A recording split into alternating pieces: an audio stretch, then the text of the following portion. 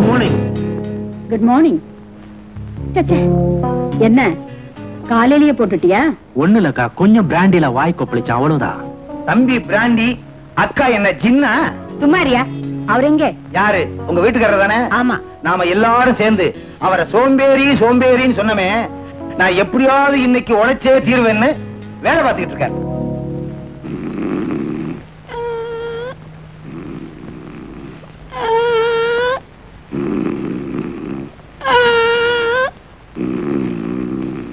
வாங்க. ஐயோ ஐயோ ஐயோ, என்னங்க இது? தொட்டில இருக்கிற மீனை ஏன் பிடிக்கிறீங்க? சட்டியில போட்டு வறுக்கத்தான்.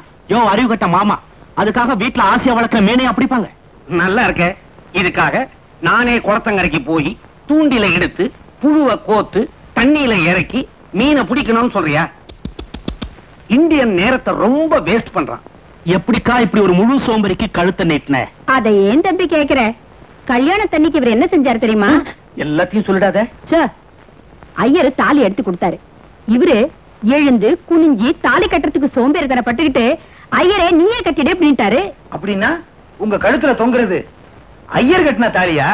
அப்ப இவர் எதுக்கு வேஸ்டா? நான் சும்மா விடுவேனா? இவரை கட்டாயப்படுத்தி இவரு கையாலேயே தாலி கட்ட வச்சேன். இந்த லட்சணத்துல லவ் மேரேஜ். தண்டசோறு தண்டசோறு. யார பாத்திரா தண்ட சோறுங்கிற? நான் ஒண்ணும் உங்க அக்கா மாதிரி ஊரார் ரத்தத்தை உறிஞ்சி வாழற அட்டையும் இல்ல, ஒன்ன மாதிரி கையால் ஆகாத பொட்டையும் இல்ல, ஆறு மாதிரி ஊரை ஏமாத்துற மொட்டையும் இல்ல. கேட்டீங்களா வடிவாம்பா?